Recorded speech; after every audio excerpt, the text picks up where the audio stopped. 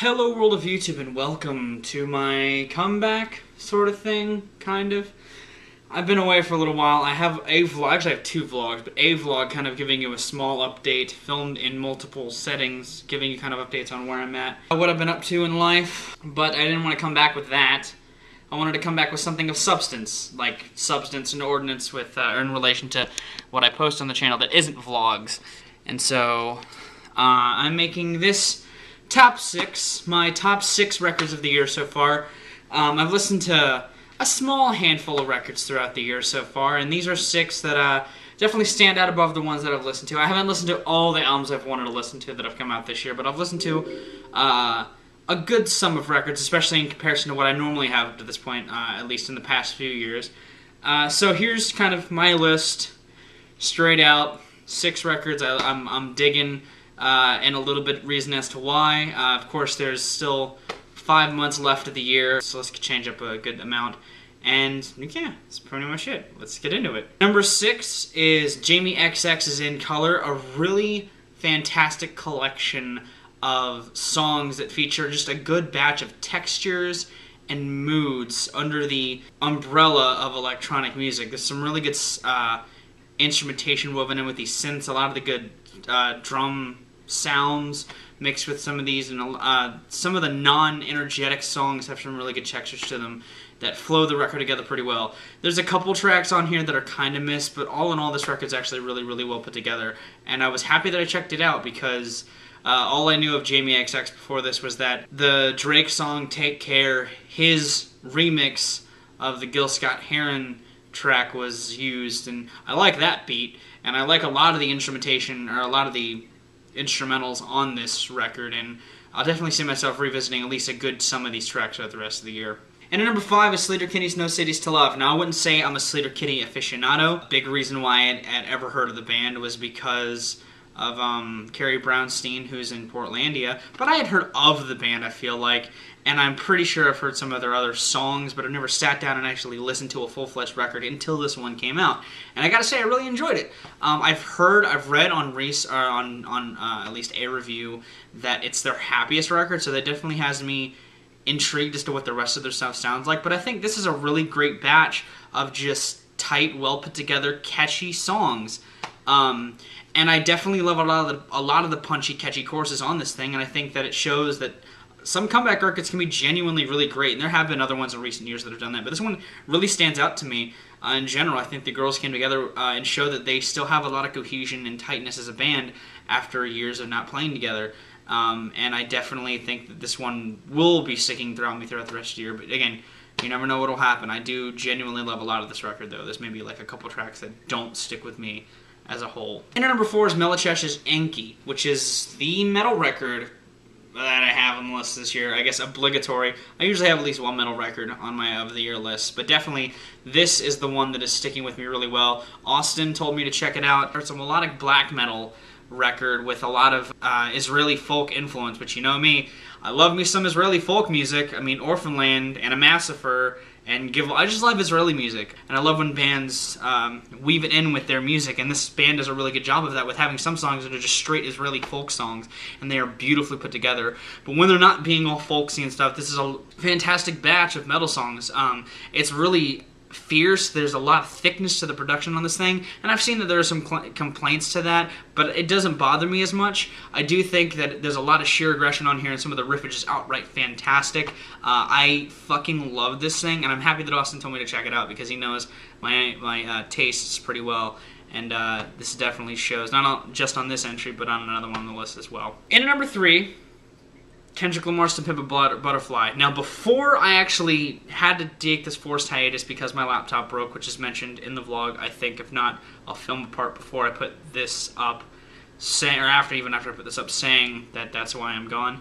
But I was uploading a review of To Pimp a Butterfly when it went down. It's still in my video settings, or still in my videos, my dashboard on YouTube that says, hey, you were uploading this video, but you can't anymore because it failed, which means whenever I get a charger for that laptop working, you'll see not only a review of To Pimp a Butterfly, but a couple of album reviews, because I had a couple album reviews saved on that computer that are not on my camera anymore, along with other movie reviews.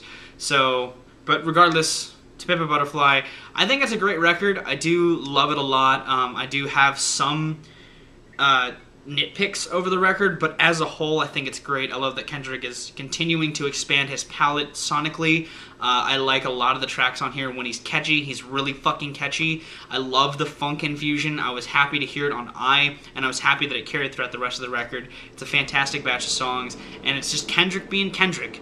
And y'all know I love Kendrick to a large degree, and this record is no exception. It's definitely fucking awesome. But it's only my number 3. My number 2 was actually my album of the year until about a month ago when I checked out the number 1 record.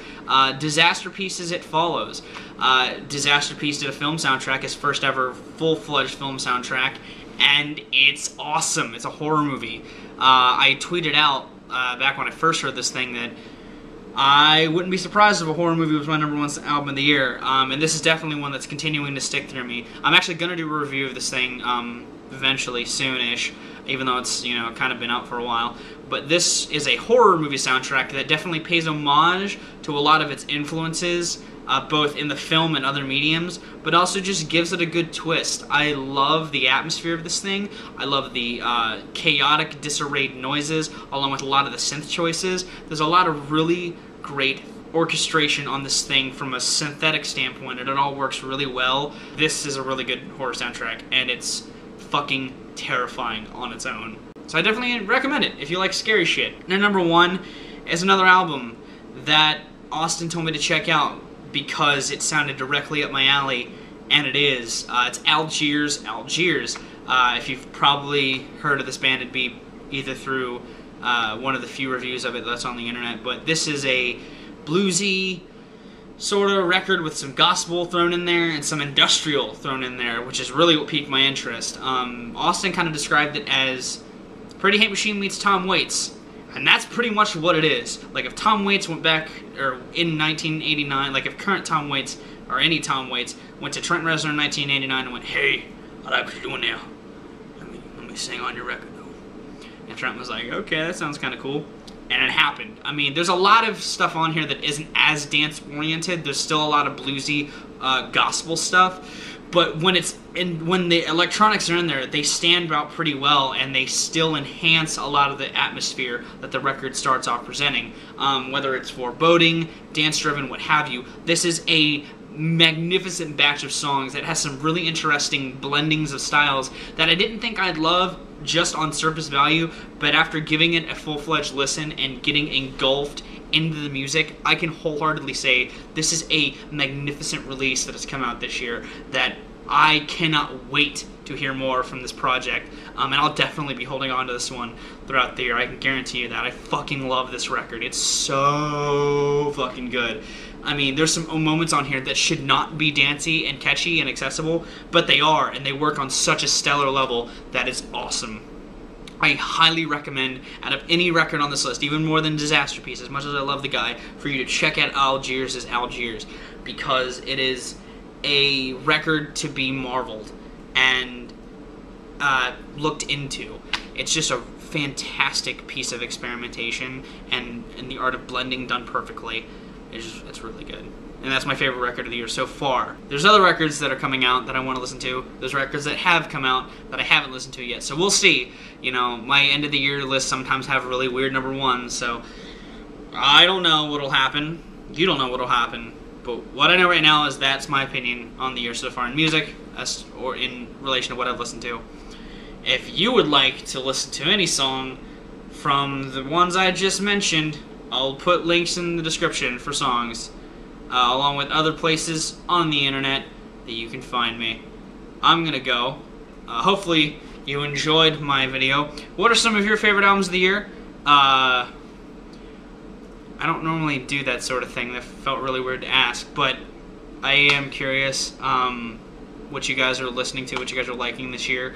I've had some people ask if I'm going to review X or Y or Z, and I probably will in due time. I'm sort of getting back into the swing of YouTube again since I've had it stripped away from me. That's all this year has been pretty much me so far, is me trying to get back on the internet in some way, shape, or form. And I have been on Rate Your Music, but I'm trying to get YouTube back in my life in a more consistent manner. So thank you guys for the continued support and for bearing with me through these really weird times. But I'm gonna go. I have been ViralRak. You guys have continued lives and situations, and I'll see you another day. That wasn't too bad. How was it?